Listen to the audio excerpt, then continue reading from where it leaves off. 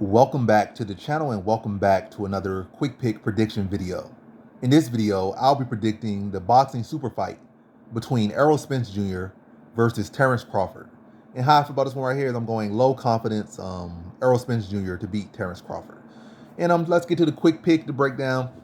I feel Errol Spence Jr. is the more fundamental boxer, and I would say that's overall the more fundamental boxer. I feel like the better fundamental offense, the better fundamental offense and defense. Better jab, better defense. So I just basically said the same thing like 20 times. But I feel Crawford has that special thing to him. He's unorthodox. He switches stance, and he's able to make those good mid-fight adjustments to pull fights off. And he got that dog in him as well. So if a fight needs to get ugly, he can get ugly and he can find ways to win. So good things about Crawford. And not to say that Spence don't got that dog. Both these guys got dog in them. The dog in them. So in case like, oh, Spence is just this fundamental, pretty boxer, and if it gets ugly, it's all Crawford. Like no matter where this fight goes, both of these guys can take it there. They are all-terrain fighters. They can take it wherever it needs to go. They can go out there Olympic style. They can go out there dog fight inside, outside. They could fight anywhere and be good anywhere. So both these guys are elite as they come, and that's why this is the biggest boxing match in recent history since Mayweather versus Pacquiao. Like as far as skill wise, relevance wise, this is the biggest boxing bout since Mayweather versus Pacquiao. So this is a very big bout. It might not sell that many pay-per-views as those fights, or like a Mayweather Pacquiao, or a Mayweather Canelo, or a Mayweather McGregor, or even a Mayweather maybe Logan Paul, but not. But this fight definitely deserves to sell 1 million, 2 million, no matter how much it wants to sell. But this ain't really in the fight for the casuals. This is a fight for the people that's really been watching and following it.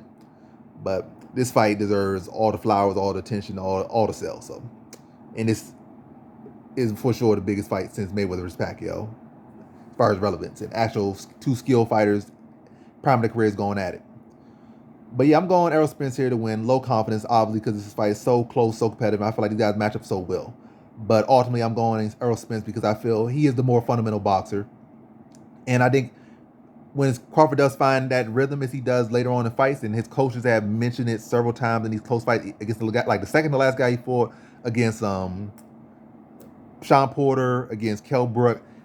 Well, I'm specifically focused on the Kell Brook and Sean Porter fights. And both of those fights, it was like, pretty much mid-fight or, a couple rounds in.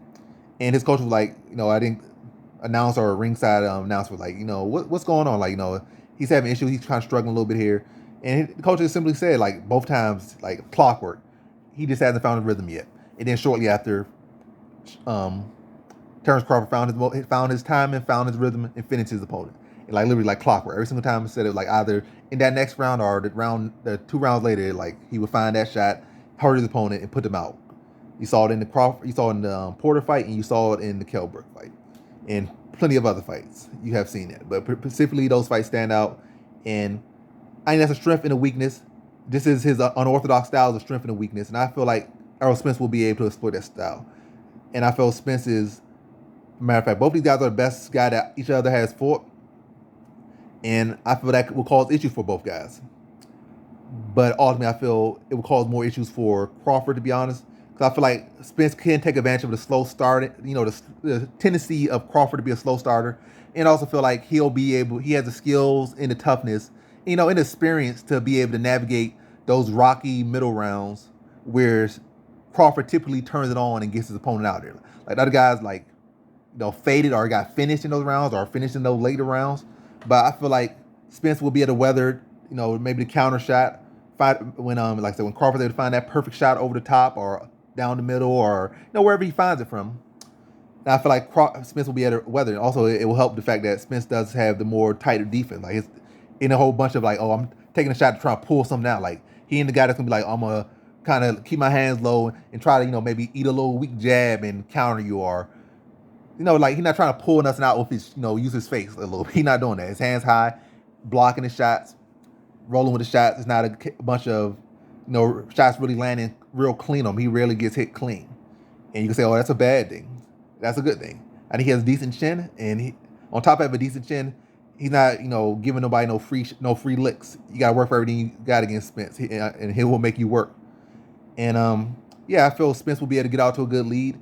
And when Crawford starts to find that rhythm later on, I feel like Spence will be able to make adjustments, and we have seen Spence be able to make adjustments in fights, or we have seen Spence be able to, go full Olympic style boxing out there, working from the outside, working around the jab. We have seen Spence is his typical pattern to stalk people down, work the body to be the body snatcher that he is, and then to bring those shots down and really just brutalize his opponents. He's not really that one punch knockout guy, but he's like that guy that's gonna walk around with a sledgehammer and beat you with it until you submit. He ain't gonna knock you out with that home run hitter. Typically, he's not a home run hitter type fighter because he's definitely not a one shot hitter. But he's like, I will bludgeon you until your body breaks down and you have to either your corner's gonna save you, the ref gonna save you, doctor gonna save you. But any case, it's gonna be a one hit quitter. It's gonna be like a body of work, a lot of body shots in that body of work. But yeah, I think this will be a competitive fight.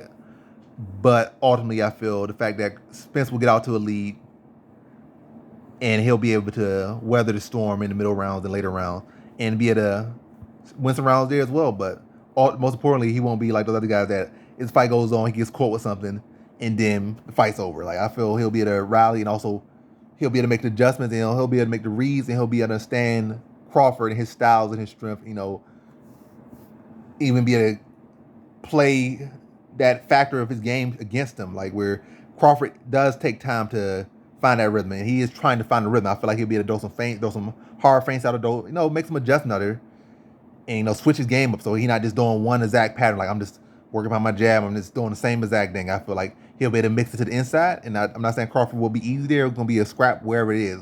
At distance, in fighting, out fighting, it will be a scrap wherever it is, but especially inside will be a scrap. Both guys battling in the inside, and I also think Spence's size will play a factor as well. He'll probably have the heavier shots. Might not be a factor. Oh, he has the knockout power, but his shots will have more weight, being a bigger, larger guy. And I feel like he'll be able to lean on Crawford into the inside and rip him with big shots. And I feel like they will have more effect on Crawford than it will on Spence. But nonetheless, I feel like Crawford will, he'll be able to, it's not gonna be the case. Oh, it's just one way trap or one guy's hurting another guy. It's gonna be a very scrappy fight, and both guys will be fighting tooth and nail. But I think the biggest factor ultimately will be the fact that Crawford is a slow starter, and Spence will be able to take advantage of that and get off to an early lead.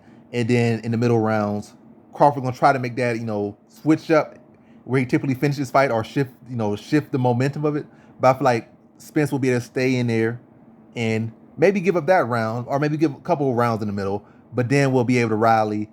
Like I said, these are two elite guys, and they can make elite adjustments. And they aren't the other guys that each other have fought. The other guys they fought have been elite, but these are the cream of the crop of the sport right now. And you will definitely see it. We will definitely see it. But yeah, I think it's gonna be a mid-fight rally for Crawford. But I think Spence will be able to stave it off, and then we'll be able to close the fight strong and be able to beat Crawford in a close decision victory. So in this one, I have Errol Spence Jr. via decision.